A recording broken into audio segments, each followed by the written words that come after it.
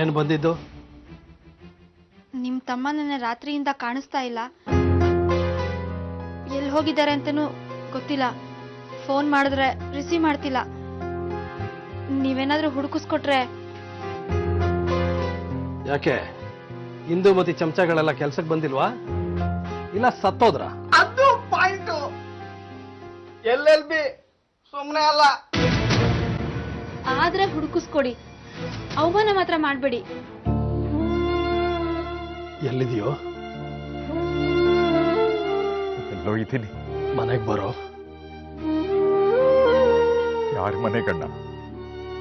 ಇನ್ಯಾರ ಮನೆಗೋ? ನಿನ್ನ ಮನೆಗೆ. ಅಣ್ಣ ಕರಿತಾ ಇದ್ದೀನಿ, ಬಾರೋ. ಬರ್ತೀನಣ್ಣ.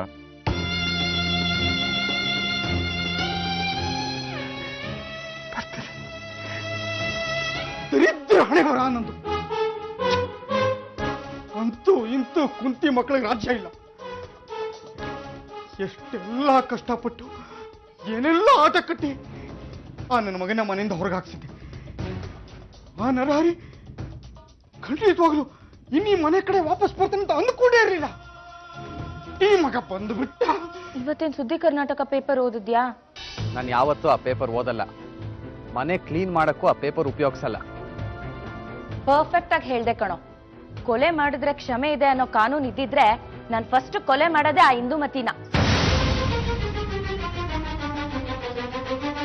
ನನ್ ಶತ್ರುಗೂ ಅಂತ ಹೆಂಡತಿ ಸಿಗ್ಬಾರ್ದು, ಅದ್ರಲ್ಲೂ ತಾಯಿಯಾಗಂತೂ ಮೊದ್ಲು ಸಿಗ್ಬಾರ್ದು.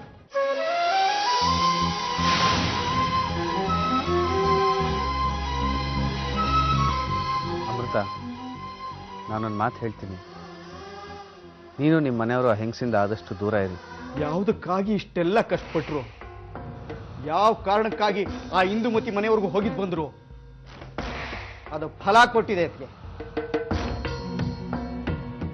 ಅರ್ಥ ಆಗ್ಲಿಲ್ವಾ? ಆ ನರಹರಿನು ಕುಳ್ಳತ್ಗೆನು ವಾಪಸ್ ಬರ್ತಿದ್ದಾರೆ ಮನೆಗೆ.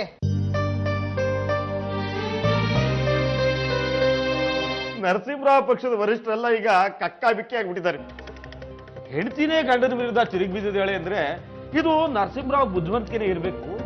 ತಾನೊಂದು ಪಕ್ಷದಲ್ಲಿ ಇಟ್ಕೊಂಡು ಹೆಂಡತಿನ ವಿರೋಧ ಪಕ್ಷಕ್ಕೆ ಸೇರಿಸಿದಾನೆ ಅಂತ ಸುದ್ದಿ ಎದ್ದಿದೆ. ಒಂದೆರಡು ಫೋನ್ ಬಂದಿತ್ತು, ನರಸಿಂಹರಾವ್ ಹೆಂಡತಿ ನಿಮ್ ಪಕ್ಷ ಸೇರ್ಕೊಂಡಿದಾರ ಅಂತ. ನಾನು ಸದ್ಯ ಮಾತುಕತೆ ನಡೀತಾ ಇದೆ ಅಂತ ಹೇಳ್ಬಿಟ್ಟಿದ್ದೀನಿ. ಇದೆಲ್ಲ ಬೆಳವಣಿಗೆ ನೋಡಿದ್ರೆ ನರಸಿಂಹರಾವ್ನಂತೂ ಪಕ್ಷದಿಂದ ವಜಾ ಮಾಡೋದಂತೂ ಗ್ಯಾರಂಟಿ. ಇದೆಲ್ಲ ಆಗ್ಬೇಕು ಅಂತಾನೆ ಅಲ್ವ ಜಗ್ಗು ನಾನು ಇಷ್ಟೆಲ್ಲ ಕಷ್ಟಪಟ್ಟಿದ್ದು. ನನ್ನ ಕ್ಷಮಿಸ್ಬಿಡೋಣ. ಅಣ್ಣ ತಮ್ಮದಿರ ಮಧ್ಯ ಕ್ಷಮೆಗೆ ಅರ್ಥ ಇಲ್ಲ ಕಣ, ಬರೀ ಪ್ರೀತಿಗೆ ಮಾತ್ರ ಬೆಲೆ.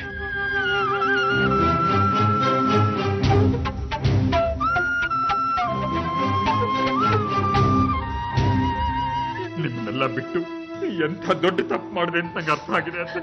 ನೋಡು, ನನಗೆ ಮಾತ್ಕೊಡು. ಇನ್ಮೇಲೆ ಈ ಮನೆ ಬಿಟ್ಟು ಎಲ್ಲೂ ಹೋಗೋದಿಲ್ಲ ಅಂತ ಮಾತ್ಕೊಡು. ಹೋಗಲ್ಲ ಅಂತ, ಯಾವತ್ತೂ ಹೋಗಲ್ಲ. ತಾಯಿಗೆ ತಕ್ಕ ಮಗ ಅವನ್ ರಾಜ್ಕುಮಾರ್, ಇವಳು ಸಾವುಕಾರ್ ಜಾನಕಿ.